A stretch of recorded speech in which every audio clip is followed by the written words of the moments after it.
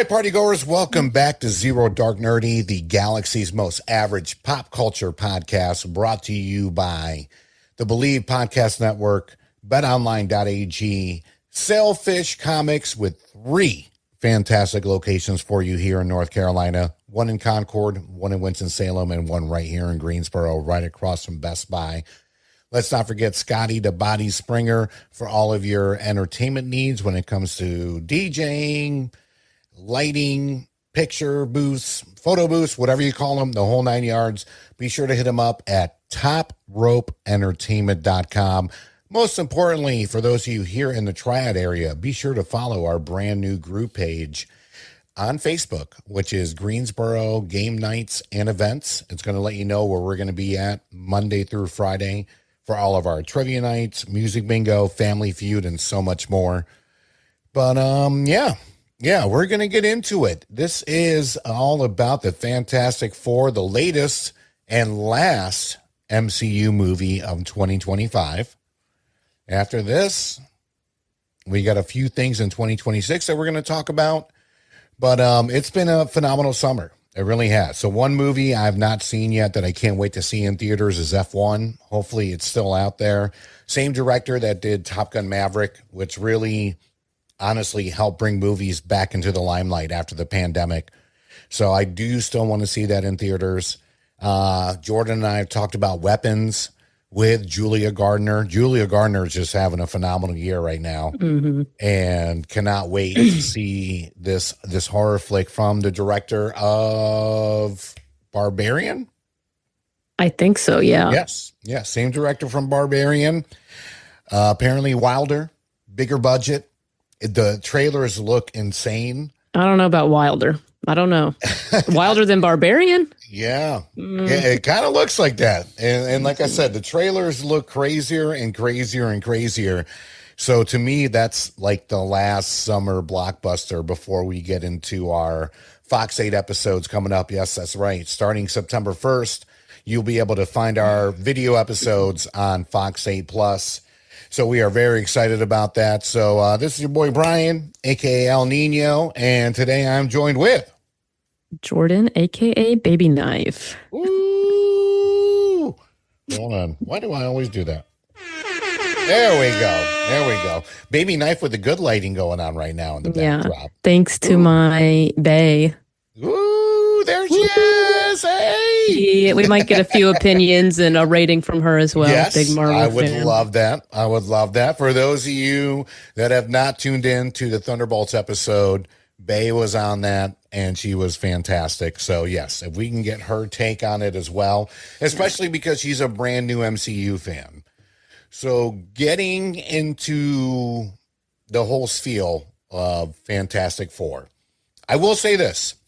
If you are brand new to the MCU, if you're brand new to the MCU, or just have kids that are like dying to get into it, and you don't need to follow up on all 45 projects, however many it is before it, you can literally dive into this movie and it does not affect that at all whatsoever. Yes. Thank God. It's a different multiverse. Let's just say we're in the multiverse saga of the MCU.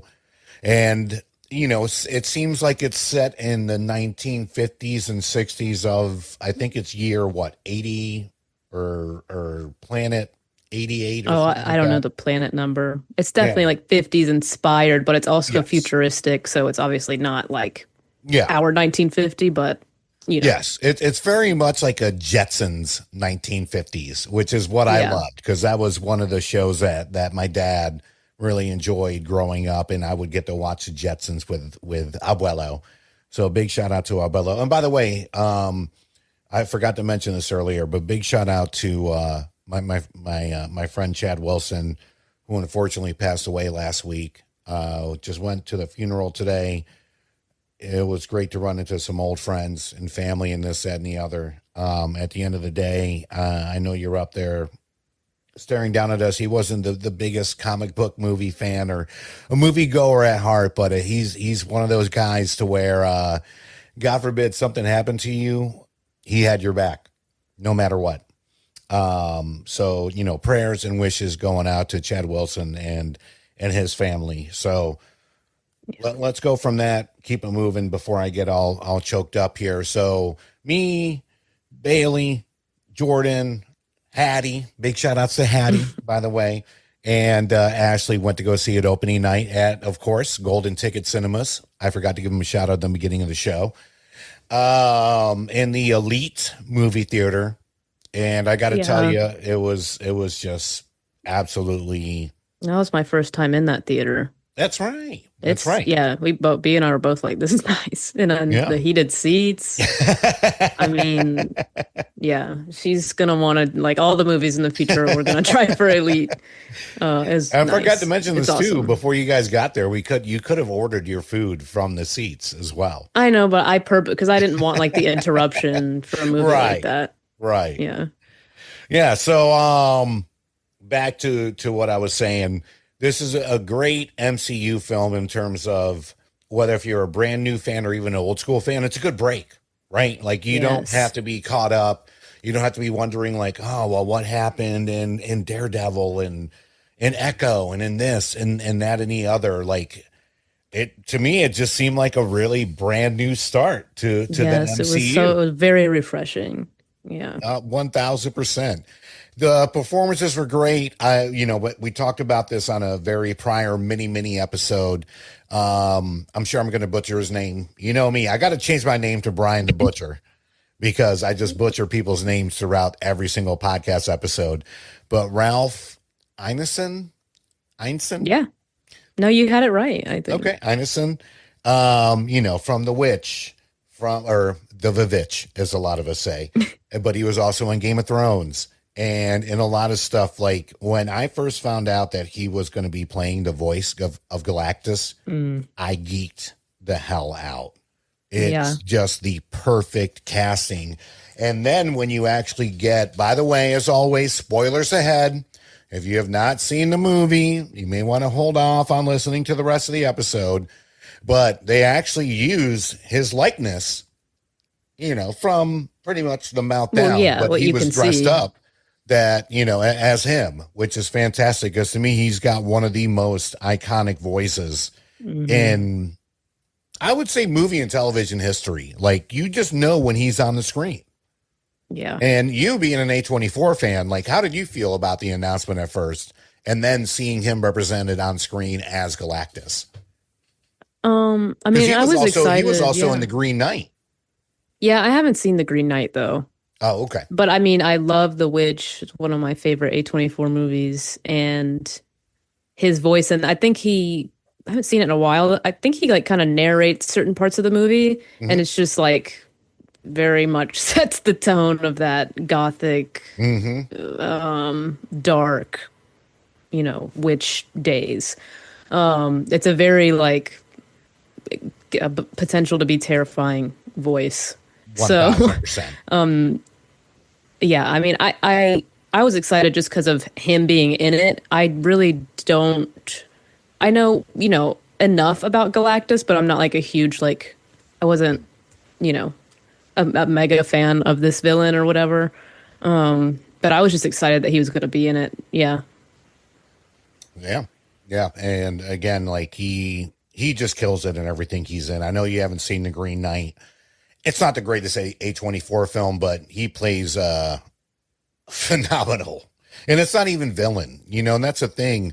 There's these characters, and you and I have discussed this, to where it's like they have a motive. Does that motive make him a bad guy? Maybe.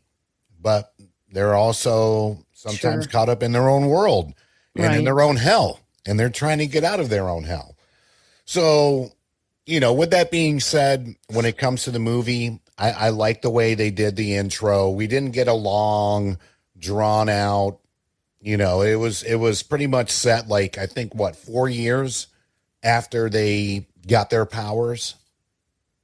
It was right around that time. Yeah. It wasn't too long after. Yeah, it wasn't too long. That sounds right. But, I think they did a great job of it. And, the thing, especially with the Thing in especially the original Fantastic Four movies, was that, he just felt sorry for himself for being a rock person per se. But you didn't see that, and, on top of that, Ebon Moss-Bachrach, who we all know from The Bear, was, I thought, fantastic. Like, to me, he really stole the show, just capturing the heart and soul of the Thing, which is not someone that feels sorry for himself. He embraces it. And you can see, Pedro Pascal as Mr. Fantastic throughout the entire movie. He's kind of a shell of himself, right? Am I the only one that got that? Like, I really feel like he was he is, beating and then he himself up. Are you talking about Pedro? About Mr. Fantastic? About Mr. Fantastic.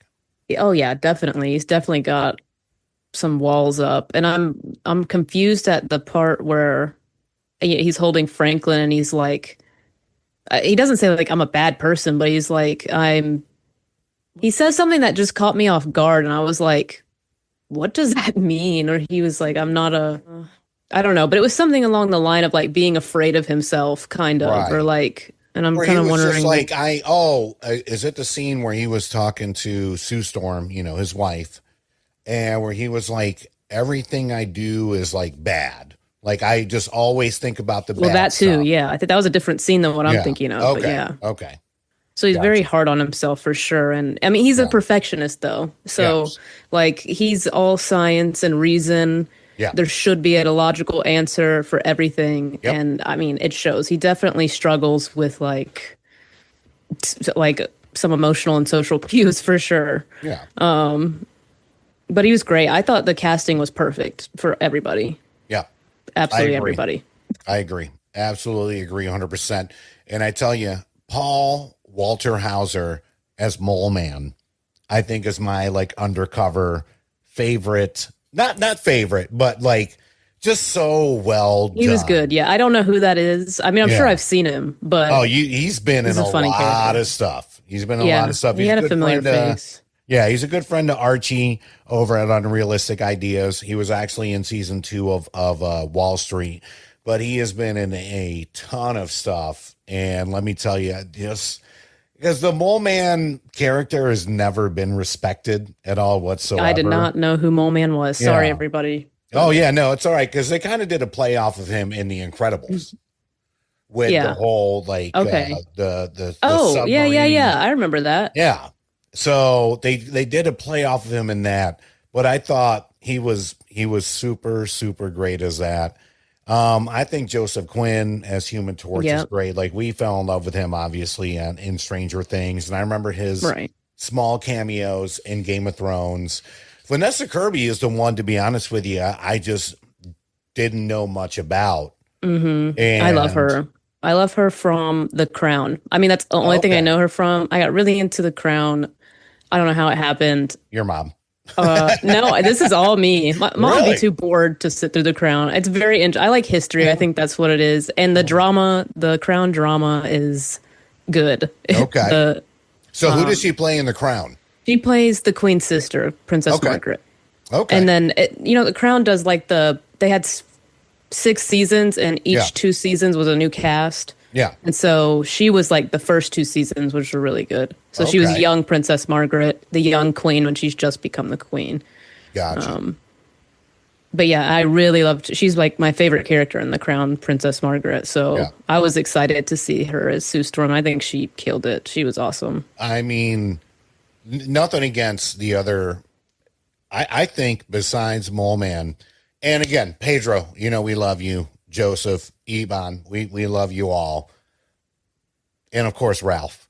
But between Sue Storm, Vanessa Kirby, and Julia Gardner, who I've loved since Ozark, as Shala Baal, the, female Silver Surfer. And let's not, if you're here and you're already going to start complaining about it's not a male Silver Surfer and this, that, and the other, then please get off the episode. You don't have to follow us. This is an actual comic book character. And this is a real storyline as well. A real storyline. This is she's not the male Silver Surfer. She's Shala Baal. She's not whatever the Silver Surfer's name. So it's an interesting storyline too. I'm definitely going to get the comments. It's a great storyline. And I thought her scenes were incredible. And then when you get to see her storyline. Now, Joseph Quinn getting to like dissect the entire language that quickly, it's a comic Yeah. movie. What do you want? You know what I Yeah, mean? that was Like just a little like, that, he like came up with the Rosetta Stone off of one sentence. yeah, like a very short sentence too. Yeah. What was it? It was like, It was I'm like home, or I hope you die in peace or something like I that. hope you die with yours. I With think that was yours. it. Yeah. And And I then was he trying ended to up think of that. dissecting Like, her entire language off of that one line. I want to get like my linguistics professor from college in here and be like, is this possible to uncover a whole language based off of Right. 6 word sentence? Exactly. So besides all that, Julia Gardner, you Yeah, are she heaven was so sent, cool. and it really was. It was just I herald, this, and I mean, and that was That's, I saw the interviews where that was her first scene, like her yeah. first day of shooting. She had to be up in the middle of Times Square, 30 feet high, and embrace Hmm. his character. Like, talk about pressure. Yeah, that's that. And it's all because the way she delivered it was absolutely perfect. There's like Mhm. a musicality to it, or like that eeriness of like when you hear the like sirens when like a natural disaster is about to happen or something Yeah. like that. It's just something like she delivered it so well that it's all over TikTok. It's all over everything. People making memes about like how good it is, and Yeah. like just all kinds of really great stuff about it. It's going to be one of those like lines that is iconic in the Yeah. Marvel universe. Like I love you 3000, all that other stuff. Like this is going to be one of those like Yeah. what movie am I quoting? You should know what it is. When she came down, that was just, I think at that point I was like, man, not that I wasn't enjoying the movie, but I was like, we're in for some shit. It's like the calmness of it too, Yeah. she's It's the very calm like calm before the spoken. storm. Yeah. Exactly, yeah. And that's exactly what, a herald kind of, it's a warning. She's Yeah. just calmly warning like it's going to happen. Hold your loved ones close. Yeah. Bye. Yeah. Girl, bye. Yeah. And her action scenes too are so cool. I just think it's impressive to me because if you think about, I mean, superheroes are silly, Right. period. But we love them for that. But like, to me at least, the concept of a surfboard superhero is like really silly. Yeah. And like it just wasn't at all, like it was so good. Like to like make the action scenes work for something like that to me is like Yeah. a hard task of like surfing on, cosmic waves and whatever, but it worked really well. I It thought all the was action with her fantastic. was really cool. I thought it was going to be hard to beat. A lot of people, and don't get me wrong, Rise of the Silver Surfer, Fantastic Four Part 2, where they had the God, I haven't seen liquid that, so it's Galactus, was terrible. What? Silver Surfer was the coolest thing about it. Yeah. Yeah. And I was like, this is going to be very hard to compete with. Because to me, I was like, you are already beating Galactus. This was a blob that was just flying through the galaxy, which was terrible. Like, you need someone of this scale, but the Silver Surfer was the best thing about the original Fantastic Four Part 2. And had some great scenes. He was surfing and then did the like upside down thing where he was just kind of looking back like, bitch, are you following me? Like, Yeah. you're not going to I need catch to up with me. rewatch that. She just crushed it. Absolutely crushed it. And again, Julia Gardner cannot wait to see you on Weapons. It's literally my most anticipated horror movie thriller Yeah. of this year. And we get it next month. Like, we get it in 2 weeks. So I can't wait for that. But yeah, so in terms of gripes, anything, where are you at with this? I don't have many gripes, honestly. I mean, yeah, like the Johnny learning the language fast was kind of ridiculous. Yeah. But whatever. Like it didn't ruin the movie for me. I didn't like when at the big spoiler alert when Sue like dies. Yeah. And then the baby Franklin brings her back to life. Okay, I knew that was good. We all knew sitting there that like, oh, this is Franklin's power or whatever. But I hated when that baby clapped. Yes. The He's like, CGI baby was not great. this Can we just be honest about that? It the was CGI baby was not it was good. fine. Hollywood is apparently horrible at CGIing babies. I think the most Real iconic bad. example is Twilight. The just I'll put like a little clip in there for that, but at least it was better than that. It wasn't bad throughout the whole movie, but there was some certain scenes where you're like, ugh. So I don't know why Hollywood cannot get babies right with the CGI. I don't either. But I just hated them. The baby, that was so corny to me. Like, It was like, I saved your life. I know what I did. And it was, No. again, I just don't get it when we've had Transformers now for almost 25 years and we can't get a CGI baby right. Like that whole no, entire that needs to be scene, studied. Is Yeah. CGI? I would love to research that. CGI, like in many ways, was better in like the Yeah. I mid, feel like the Matrix 2010s. had better graphics. I don't know what happened, or like I'm Did sure it's James all Cameron to do with just money. steal it all? I think but- James Cameron just said, you know what? I'm taking all the good CGI.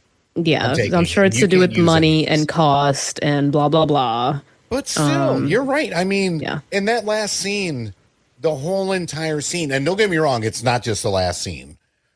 The baby looked real CGI throughout the It's the entire time movement, he was yeah. there. But especially that last scene, I'm just like, okay, he's crawling over to the mom, saves the mom, and then then Yeah, slap hands, slap hands. Like, Yeah. what in the hell is going on over there? So, do you want to do the history on Franklin Richards, or you want me to? I don't have memory of like a formal history. I mean, Franklin's basically like maybe the most powerful mutant, pretty much. Like He's he Omega kind of level. he Omega makes like Scarlet Witch and like Charles Xavier look small, pretty much their power ability. And like if you think about how much power those characters have, like Wanda's was also kind of making realities and breaking realities, but like Franklin's like creating galaxies and like breaking them in his dreams. He can't control. It's so powerful that he can't even control it. And so I think in a lot of the comic lines and stories and whatever runs, it causes like a lot of accidental trouble. I saw something that in one run and something in a run that Galactus is his herald. So, yeah, there's been a few different runs. Like his abilities include telepathy, telekinesis, energy projection, and reality warping, rivaling Marvel's godlike entities. So he can, just like you said, he can create entire universes, which is a probable cause, like why Galactus is like, this guy is going to save me. Because Galactus has, and again, it's one of those things where it's like, is he a villain or not? Like he has this hunger. He has to devour He's just hungry. planets. Yeah, he's He's hungry. literally just hungry. You see me when I'm hungry. So imagine me Galactus level. He's like, I gotta eat. I don't know. So Galactus sees him as an infinite source of energy to create worlds for him to consume. So it's almost like a good and bad thing. Like he can probably create planets with maybe no life on it. Yeah. And then Galactus can consume it. While we're at it, mid-credit, post-credit scenes. Mid-credit, I got a little bit excited. I did find out that was actually Robert Downey junior That was Dr. Doom. So, again, spoilers ahead. When you get to the mid-credit scene, it goes ahead 4 years. It's Sue Storm playing with Franklin. She goes to get some Get a book. Get a book to read. She gets a book from the kitchen. She comes back.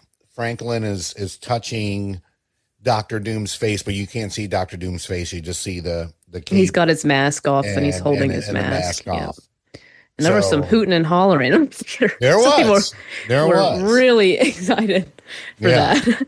I would have been more excited if we actually got to see Robert Downey Jr.'s face. Yeah, no, they can't do that. But, they didn't do that. But I'm surprised because I was like, oh, well, they brought in an extra. But that was actually him. They should have at least we should have at least maybe heard his voice or something. That would have been cool. Something. Hear his voice or just yeah. But I don't know. They forgot how to do credits. then they really have. The second one, I mean, it was cute, but it's literally just a cartoon of the Fantastic Four intro. Yep. And I'm like, I could have just watched that on YouTube. Marvel, Disney, you're listening. I know you are. You're pretty much Amazon at this point. Fix your post-credit scenes for the love of God. They have not been great. Your mid-credits have been okay. We had, with Thunderbolts, we had the ship coming in. But then after that, we had the Brainiac guy that was like, they're coming. We still don't know what the hell that even means. And then for the post-credit scene for this one, we get a cartoon Fantastic Four. I mean, it was cute. What the hell? It was cute, but it should have just been posted on their socials and not a. It wasn't the Spider-Man, when they did the Spider-Man cartoon, when they were pointing at each other, that was the best cartoon post-credit clip. Besides that, they have just not been great these last couple of phases. No. And I'm not excited for shit. Terrible.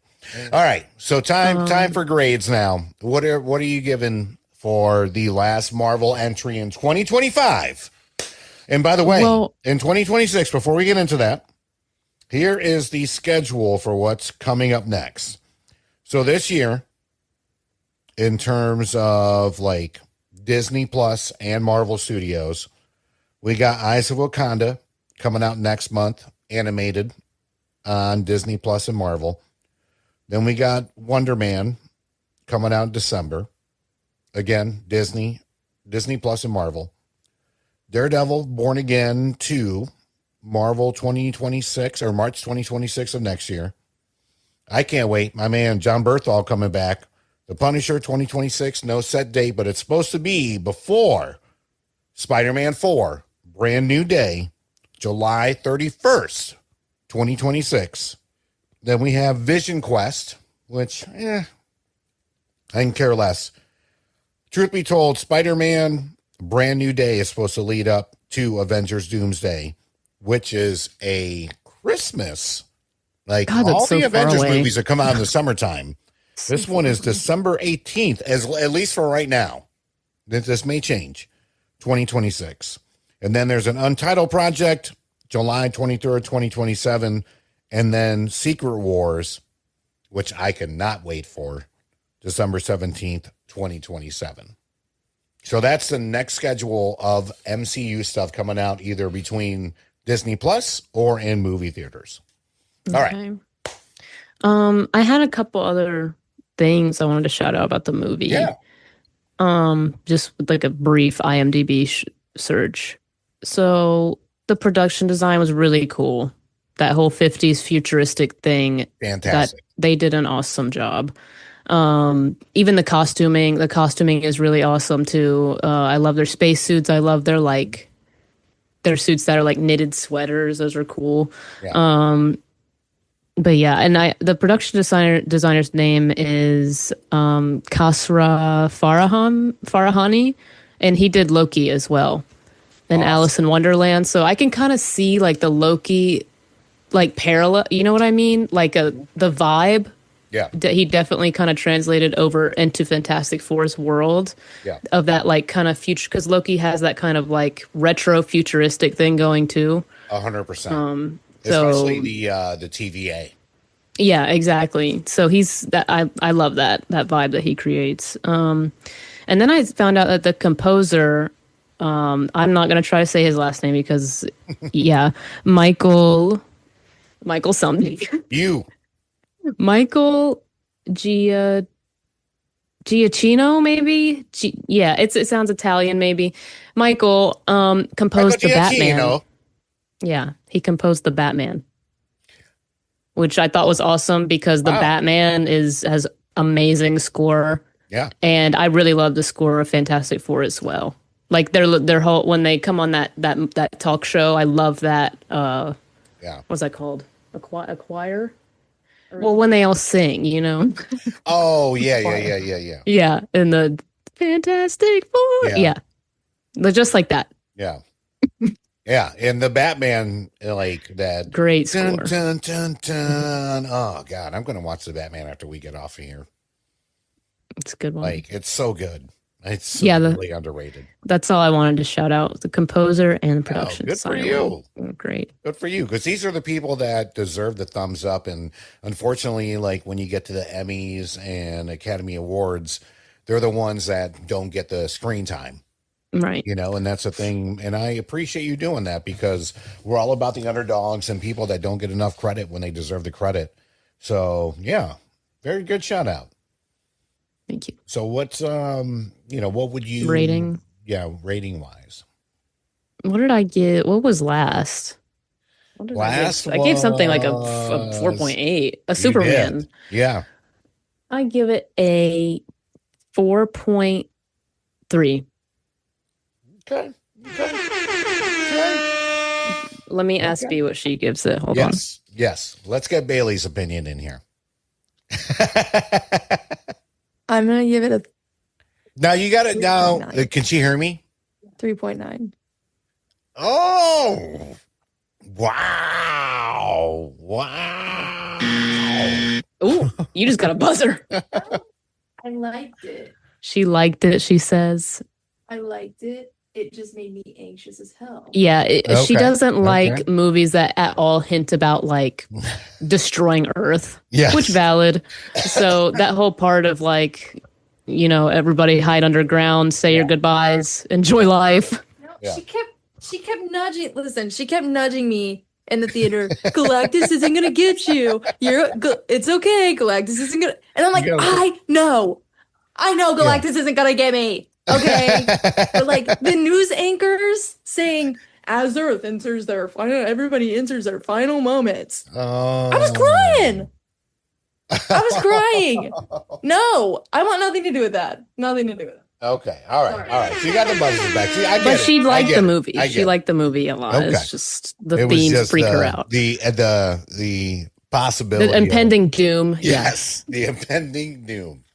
I like that. Be always giving Yeah. out. Pun intended. Yeah. Yeah. Impending doom. That's a good one. Yeah. All right. So, we talked about everything, mid-credit scenes, post-credit scenes, all that fun stuff. I'm going to give this one, and I'm going in open-minded. Someone that's started with the MCU with Iron Man, got to enjoy a movie, not having to give a shit about anything else that has happened in the MCU. I'm going to give it a solid 4. Yeah. Again, it's rewatchable as hell. Mm-hmm. The cast is fantastic. There's literally not a bad performance in this whole entire film. They were all great. Vanessa Kirby's fantastic. Pedro, come on, he can do no wrong. Joseph, Julia, Ralph, Eban. I mean, they were all great. And you guys all know me that have been listening or hopefully listening for a while now. Rewatchability factor is a big part of my score. This is something where I can either be working and have it on in the background or not have anything on, and I'm going to watch it.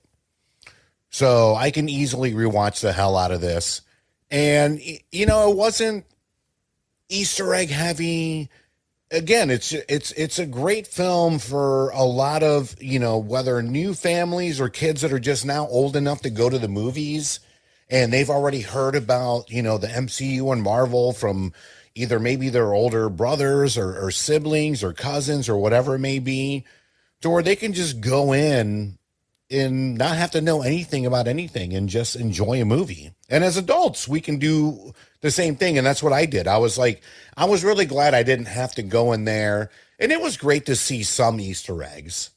You know what I mean? But at the same time, it was one of those things to where you weren't just searching for them. Like, all right, how does this lead to this? No. How does this go to this? Like, how did this go from Thunderbolts? Which is, it seems like every MCU project, it's Easter egg heavy. And if you don't know your shit, then you're kind of fucked. So with this, you can actually just go in and just enjoy the fact that Mr. Fantastic is upset because he didn't get the math right and turned his best friend into a rock. But at the same time, he's still trying to save his family, save his son, the whole 9 yards. Human Torch, Joseph Quinn, has been a gem ever since Stranger Things. You know, again, Ralph Ineson, however you say his last name, phenomenal as Galactus. Julia Gardner, oh my goodness gracious.